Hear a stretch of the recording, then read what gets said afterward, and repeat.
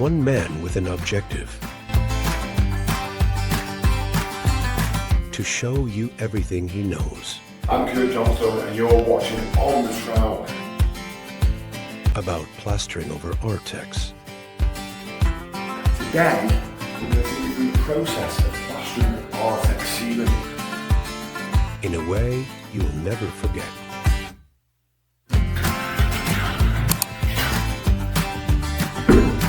I'm going to tell you the whole thought process, everything that goes into it, the tools that you need, basically a full comprehensive video explaining the job from beginning to end and the decisions that I've made and why I've made them.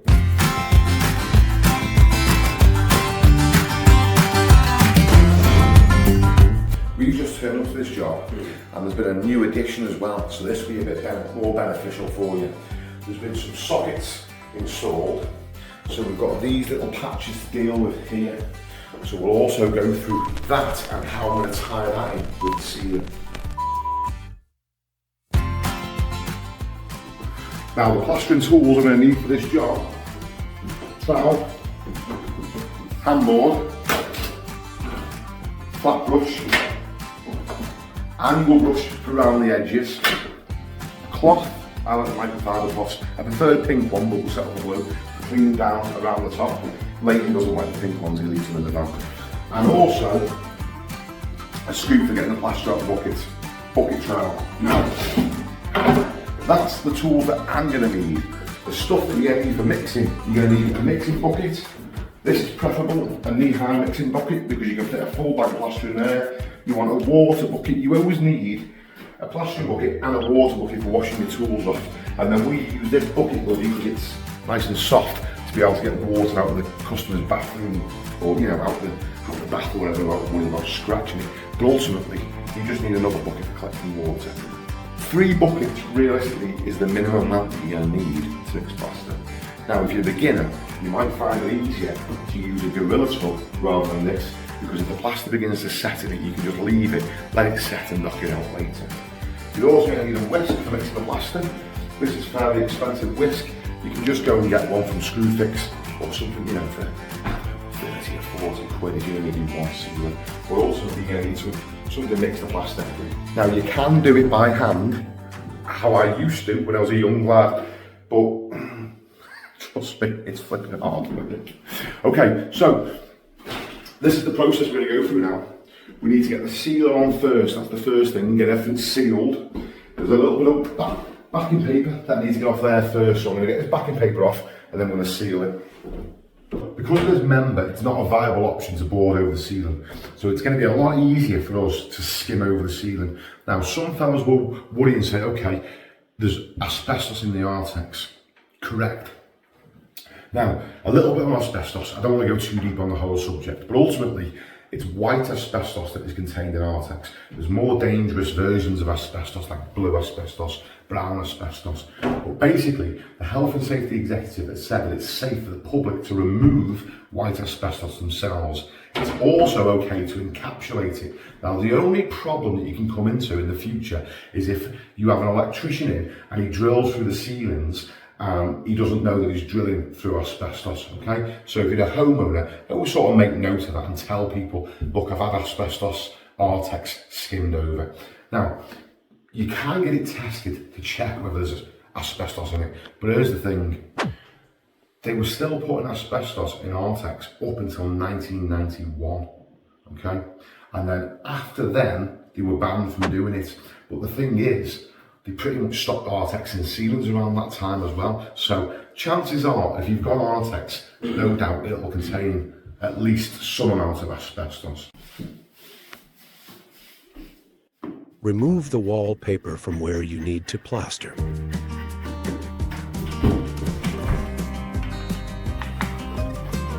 Okay, before we start sealing, we're just going to loosen off all the electrical things, the lights and the switches, just because we're on plaster behind those, quite neat. So when I do these lights, I don't bother disconnecting it all. If you've never done this before, maybe turn the power off, but if you're quite competent with your trowel and you know you're not going to dig into the live wires, then you can leave it turned on. I mean, don't tell health and safety that's who you, but ultimately that's how we do it. Because if I turn the power off every time we wanted to do something, you know, the customer's Wi-Fi has to go off. And they don't like that one bit. We're gonna do the same with all these switches. Take these sockets, take the fronts off these. Nice the screwdriver blade. Flat-headed screwdriver blade. When you take screws out of sockets, always put these all in one place. Don't lose screws. I just pull those out of the way. Be careful if any wires pop out, make sure you don't turn the power off and put them back in. But ultimately, I'll leave this live, I just won't touch them with the trowel. If you're new to doing this though, then definitely go and turn the power off, because the chances of you nicking one of these wires with your trowel up behind there is quite high, and you'll blow a hole in your trowel and you'll end up with curly hair as well. Don't move them, we need them for when we're finished. Don't lose the screws. Now, what we're going to do now, put the sealer on, because that needs to start drying. So, we've got some SPR here. Just going to roll that on.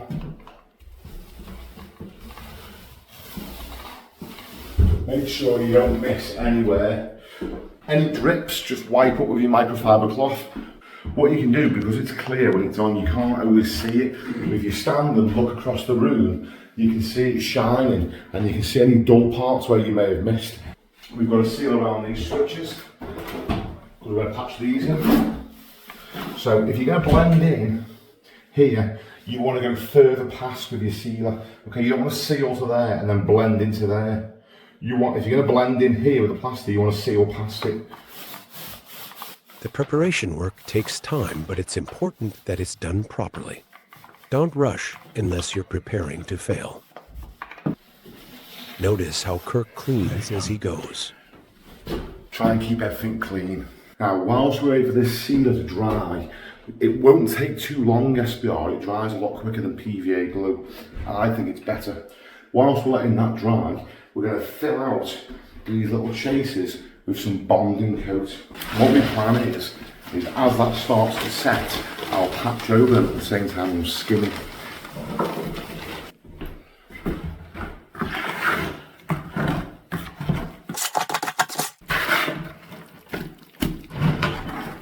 Always wet your tools beforehand. The reason you do that, the reason you wet them, is because this little bit of build-up that you start getting in the tools is dry, and it will suck the moisture out of the plastic. Now, if you bought a brand new handboard or hawk, stop it, and a brand new trowel, then chances are there'll be no build-up, so the water isn't ultimately super necessary. But as soon as you've got a little bit of build-up and you put wet plaster on it, straight away it'll stick to it. You want to make sure you get that sheen of water off. You want it damp, you don't want it wet. You don't want a layer of water on the surface because the plaster will just slide around. You just want this background damped to control the suction.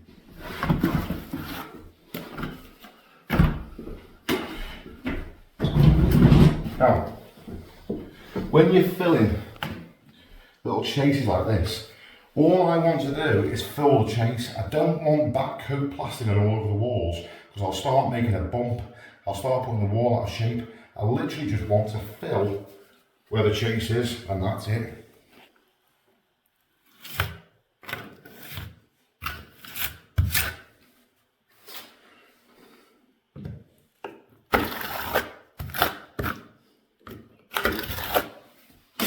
So once I've got it in place, I'm just going to use the sides to rule it off to make sure it's not sticking over. There's a little bit more there.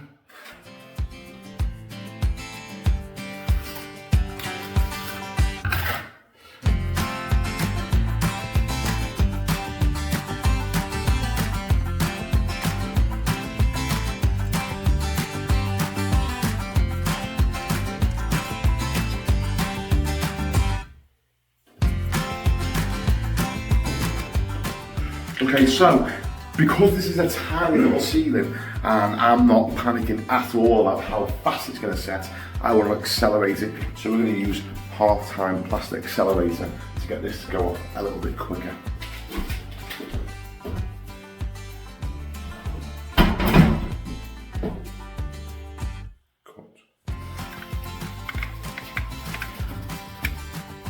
Now, we've got a bag of multi-finish off the back of the van that a builder bought us.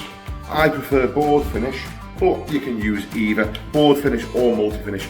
I know it says board finish. I know it says board finish, but you can use either. If you actually read the back of the board finish, it tells you can plaster over old plaster with it, and it just sets a bit quicker. That's why I prefer it.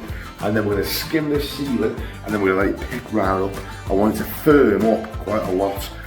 That stops the pattern bleeding through. Whilst that's firming up, it's also giving this bit of bonding chance to set a little bit more, because that's still wet at the minute, but we want to skim over that. As soon as that's set, we want to skim it. Now, don't worry about putting sealer on top of bonding or hardwall. It's designed to be skimmed over. If you leave it for a couple of hours after it's set, it starts to dry out and then it will need sealing. But when it's still wet, but it's just set, that's when it's ideal to skim over. You don't need sealer for that.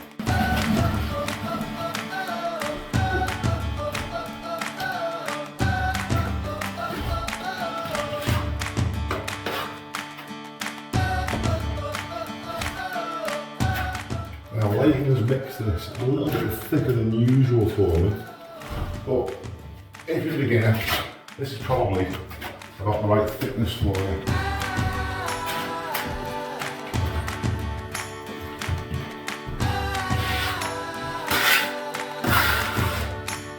If you've watched enough of my videos, then you'll know to stay away from the edge, bring it out, back in, take a little bit, and go in neat. People always ask me, why don't I use a spot board? It'd be much more efficient to use a spot and sand. Well, the thing is, we're only in a tiny little room, and it takes up a bit of space. It's another thing we'd have to bring in, clean and all the rest of it. So for a little job like this, it's not going to slow me down too much, just taking out of the bucket. The spot board is a little bit faster to work from, if you've got the space. Say it with me. Take just a little bit and go in neat. All I'm trying to do at this point, all that's going through my mind, is just to cover the ARTEX.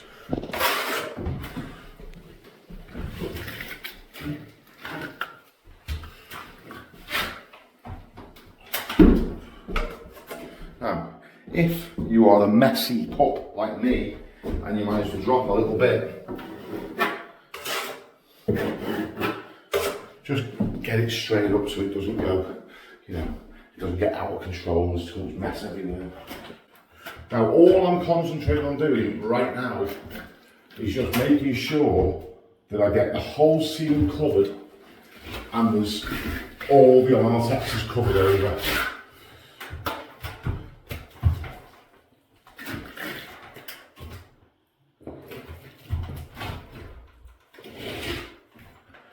I mean, this is a tiny little ceiling, but what you want to get into the habit of doing is knowing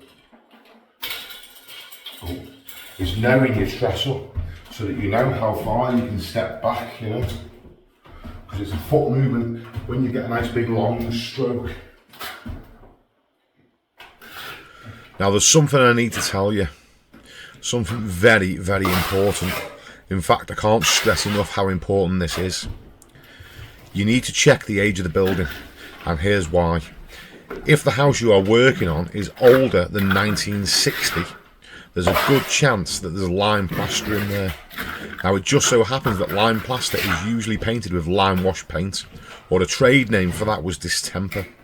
Now, this stuff dries dusty, and that causes problems because people will ARTEX over it, and that's fine because the ARTEX is lightweight. As soon as you add a layer of plaster onto the ARTEX, it's too much weight, and the ARTEX will pull away from the dusty paint. You've got a couple of options. You can either overboard the ceiling and that way the lime wash paint is sandwiched between and there's no weight on it. Or you can scrape off the ARTEX, make sure you wear a mask and protective clothing and all the rest of the stuff, and you can stabilise it with a stabilising solution. With that, you apply it directly to the lime wash paint. Now, you know when you're on the lime wash paint because when you rub it with your hands, it'll leave like chalk all over your hand. When you apply the stabilising solution, which you can buy from any paint shop, even Screwfix sell it, when you apply that, it binds all that chalky, dusty paint together and makes it a solid substrate for you to plaster over. Okay, so the sealant's on now. We've still got a little bit of stuff left over in the bucket. That'll probably do us for second coating. So we're going to leave that now. I'm just going to leave that in there. Now bear in mind, that's got accelerator in. Maybe you won't have accelerator in your mix. But I can just stay in the bucket for now. It will need wetting up. So I'm going to clean the tools off.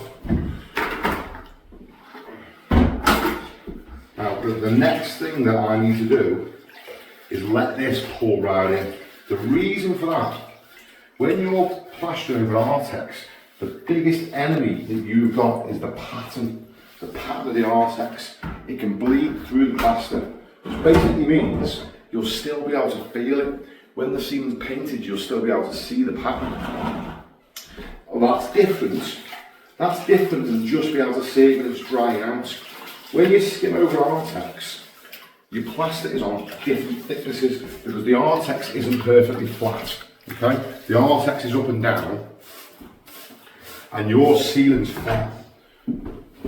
So what you've got is if the ARTEX is ridgy like this and you flat, your plastic is going to be on thick and thin, thick and thin, thick and thin, in and out of all the ridges, which means that when it's set and when it's drying out, it's going to be slightly different colours. So you'll be able to see the colour of the ARTEX different, okay? That's fine, because when it's painted it doesn't matter.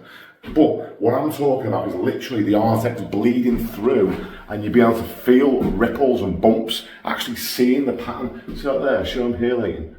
See there? If that's set, you'd still feel the ARTEX.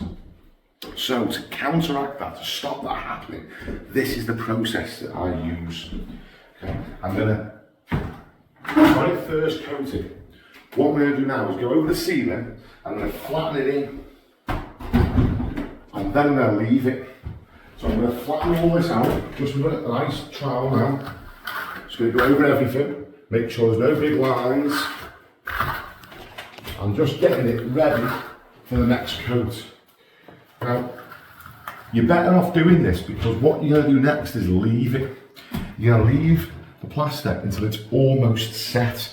You don't want it to set, you want it to be almost set. And then you're going to second coat it with a wet coat. Now you don't want it to set because you want the two coats to bind together. So you don't want it to completely go off, but you want it to go off quite a lot. Now that's why I'm going to go over and flatten this in. Because once it starts to go off, if I've got a line or a ridge, I won't be able to get rid of it. So you get rid of those first.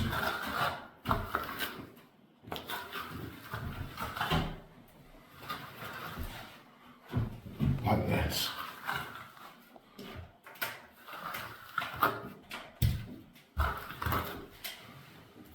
Well, bear in mind, you're not troweling this up, so it doesn't have to look absolutely gorgeous. You're just getting rid of any big lines, really.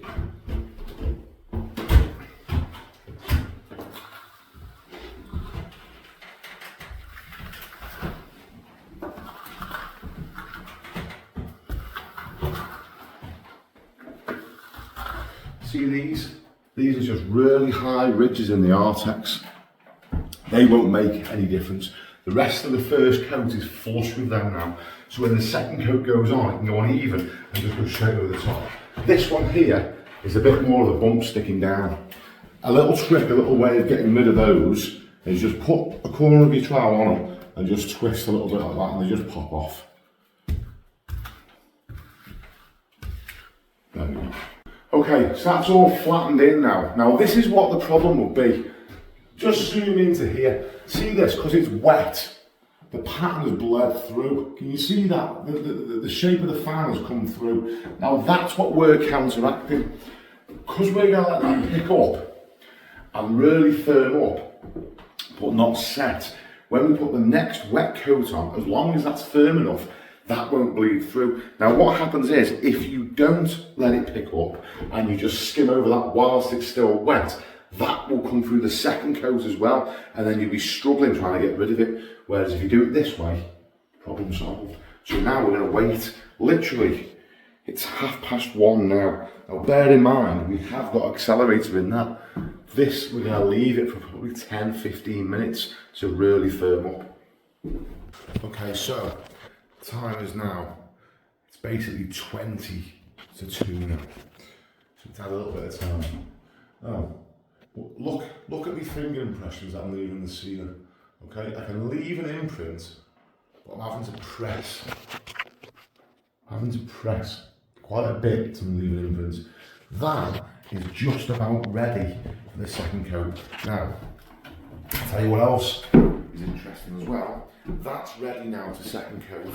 And these switches under here, this bonding now, this has set. So that's ready to be skimmed as well. So now what I'm going to do is, the stuff that's left in this bucket, let me show you this. This is starting to really set now. We're going to wet that up, right? Now when you do this, that comes back basically, but it sets really fast. Now if you're a beginner, what you might want to have done is scrape that out and mix with a nice fresh batch of plaster. But I know that I can handle it, so it's only a little sealing. I'm going to wet that plaster up now. I'm going to quickly skim over underneath these switches, and then I'm going to second coat the ceiling. Now all this for me has to happen really fast because I'm using the same plaster and accelerator. You could do this process under a bit less pressure if you just used fresh plaster with no accelerator. Okay. Okay, look at this. Yeah. That's all firm, that's gone. So, we just add a little bit of water.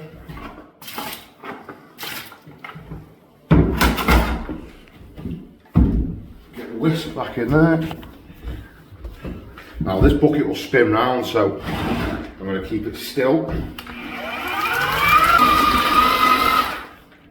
Need a bit more water. There's a little trick for you. So you just add a bit of water at a time, use your brush.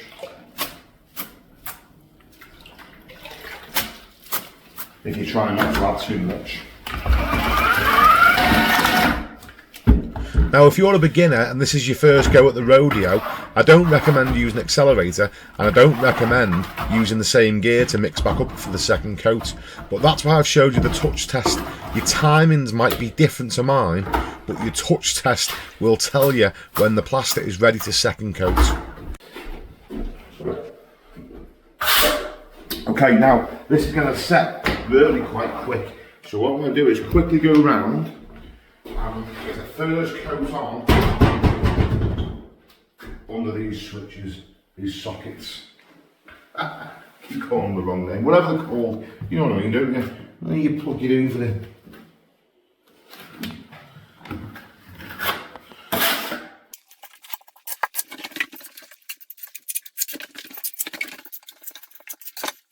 Okay, that's the first coat on those now. Let's get this ceiling second coated, and then we'll a second coat on these little patches, flatten it in again as fast as we can, and then we're just ready to give it 2 wet trowels and a polish. The second coat goes on just like the first. Come in next. Plaster each surface in the same order.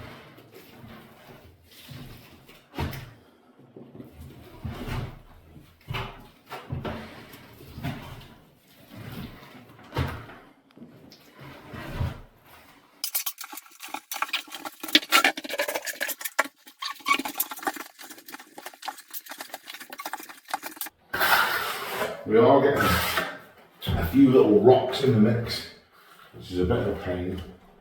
See like them there. The easiest way to get them out, don't start scraping loads off, just literally just pick them out. Every now and then you do get something, pick it out, just wipe them off. Don't let me dad see me doing it. He used to go mad wiping plaster on myself, but The last thing I want to do is flick it on the floor, you know, and make a mess. So.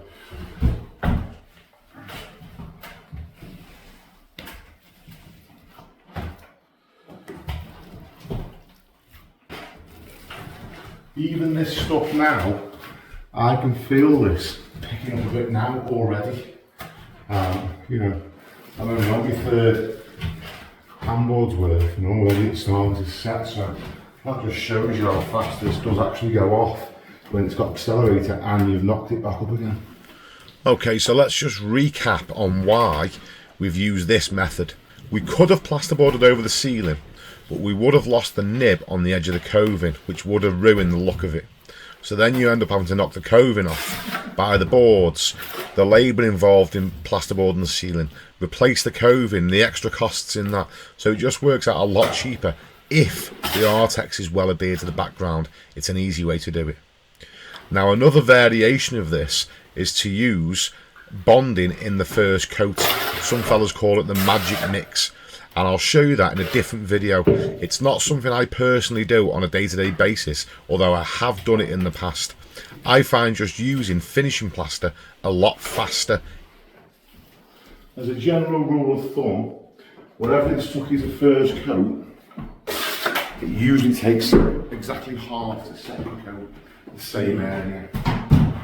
So if it's took you a bag to first coat, then you know it's going to take you about half a bag to second coat. The ceiling's second coated, I'm quickly going to nip round. You don't need a lot to second coat your patches. I'm quickly going to just nip round and put another coat on these now.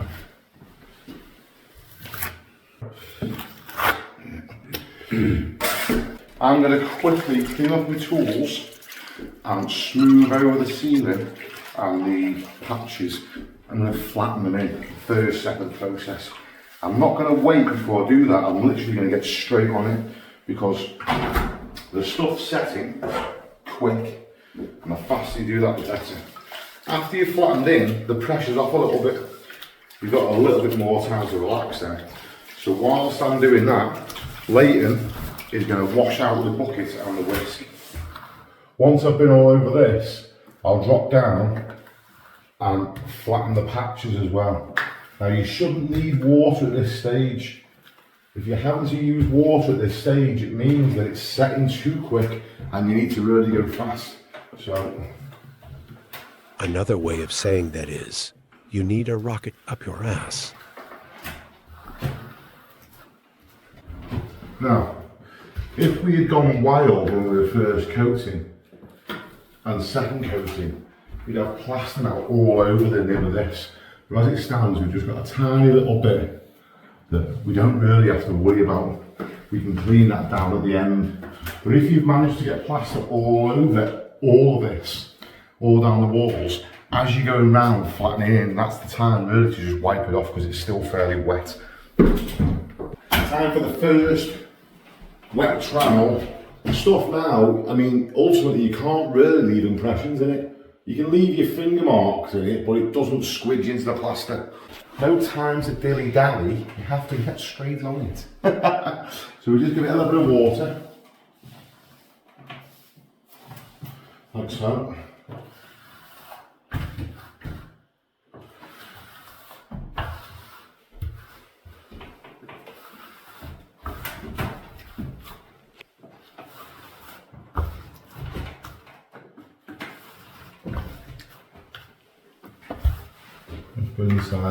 Now I'm not going OTT with the cleaning just yet because we will give a proper clean down at the end.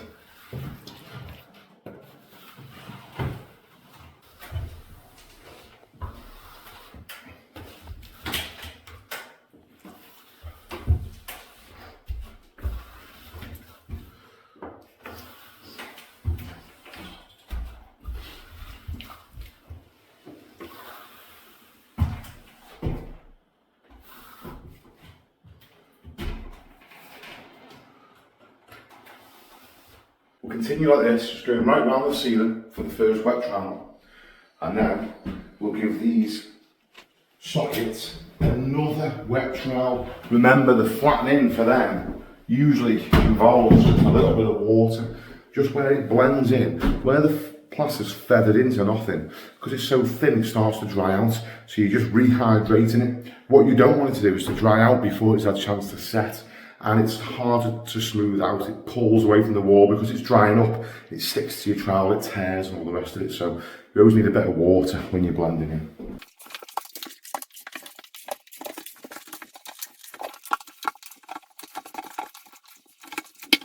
Again, just where the plaster joins the old walls, just give that little blended section, a little brush. If you can, you want to go two ways. So I'm coming across the plaster like this, and I'm also going up and down it. Now, you can buy all little spatulas and little tools to get in awkward places.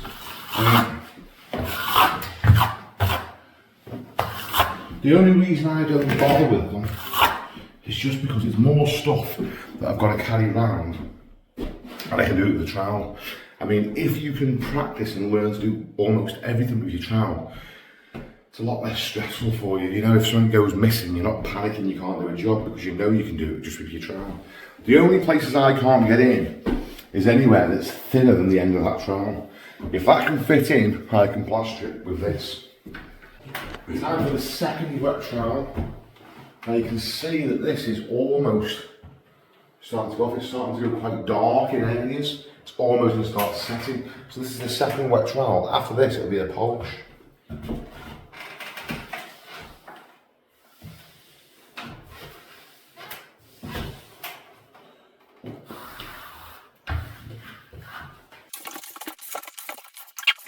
I'm not worried about the cleaning down just yet. I will have to clean this member down, but it's not just ready yet. I do it all to try and minimise the amount of steps in the process. So it's not worth cleaning down if you're going to do this and have to clean it down again.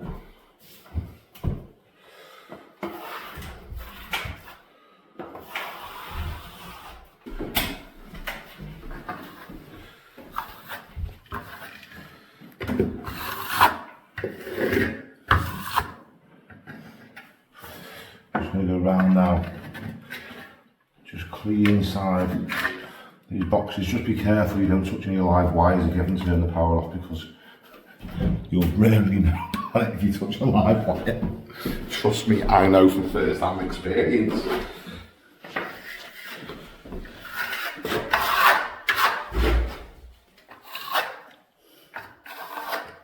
Now usually I use my small tool to do this, but we haven't bothered bringing it up out the van, so I'm just going to use the edge of my trowel.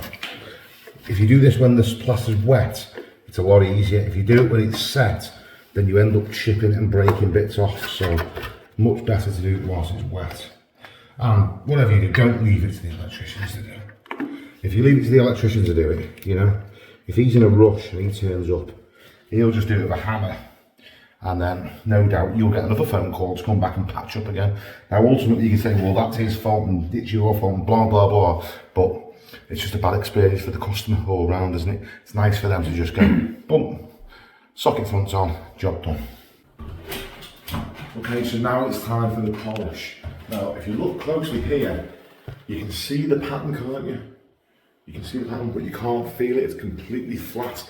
Now, the reason you can see that is because where the plaster's on thinner, it starts to set, which means it goes that dark colour, and where it's on thicker, it's not starting to set yet. So that's why you can see that. But because of the way we did the first coat, you can't feel it. No, we're going to polish all of the ceiling all over, so it feels like glass. But something else we're going to do as well. Come in close up here. Up here. See this nib around here? I'll show you how to clean this down now.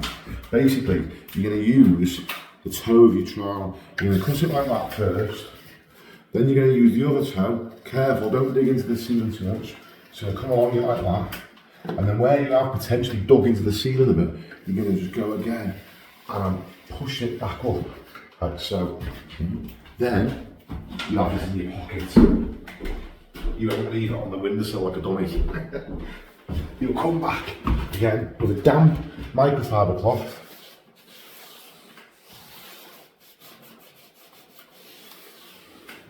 just clean it down like that. Okay, and you do that right the way around the room, polishing the ceiling and cleaning that down as you go, and the job will be pucker. You've got to give those a little polish as well, and that'll be it. When you're polishing, you shouldn't be putting water on the ceiling, but what you can do is just keep damp in the bottom of your trowel like that. There's a lot of misconception about when you can screw things to plaster. Plaster goes through 3 stages. It's wet, then it's set, and then it dries out. As soon as you finish polishing, it's set, so you can screw to it then. It doesn't have to be dried out. Okay, that's it now as well. That's it's all starting to set now. When it goes that dark until it's set. So there's a few little bits here. Look, see there, it's gone a little bit thicker. But all that will ultimately go a nice dark brown colour. And underneath these, and that's when you know it's completely set and finished. We put the light fitting back up, and we put all the sockets back on, and add a quick brush out, and that's us. See you on the next one. I hope you enjoyed that video. I had a good laugh editing that video. I really enjoyed it. Now, if you appreciate what I've done for you with that video, and you like all the information, and you'd like to buy me a pint, then click on the link in the channel description. There's an option in there where you can buy me a beer.